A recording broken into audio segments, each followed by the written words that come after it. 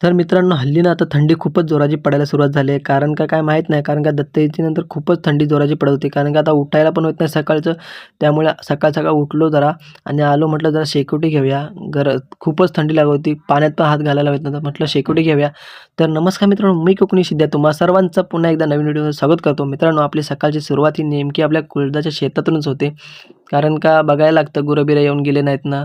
मग तेवढ्यातच आपली मॅनेजर पण पाठवून आली. नंतर त्या पाठवून हेड मॅनेजर आले.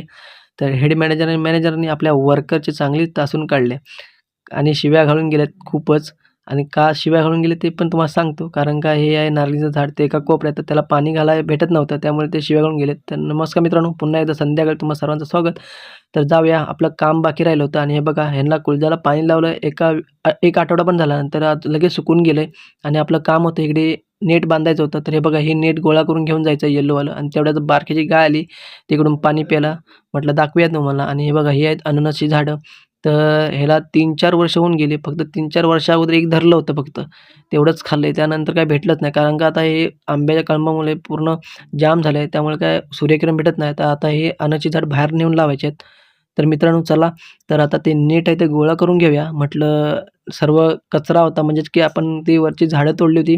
तर ते पूर्ण ते काटकांमध्ये पूर्ण हे गेलं होतं, पूर्ण मिटलं होतं. नेट म्हणजे गायब झालं होतं, कुठं भेटतच नव्हतं. तेच पूर्ण सर्व साफ करून नंतर मग खालतून ओढून-बिढून मातीतून गेलं होतं. मातीत पण मुरलं होतं पूर्ण, मुरलेलं.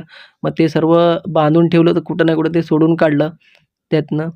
तर नेट काय येतच नव्हतं, कारण का ते पावसातून कंपाऊंड घालायला लागतं आपल्याला. आता हे नेट म्हणजे बाहेरचं कंपाऊंड काढलं कुळथाचं, की परत कलमाला परत कंपाऊंड घालायला लागतं. तेवढ्यात काटा घुसला होता हे बघा चपलीत. येतच नव्हता बाहेर. खूप वेळ काढला, नंतर आला. पायात पण घुसला होता आरपार. म्हटलं मग तर तेवढ्यात मग नशीब वरच्यावर घुसला तर काढला आणि तेवढ्यात सर्व नेट काढून घेतलं. तर मित्रांनो चला, नेट घेतलंय.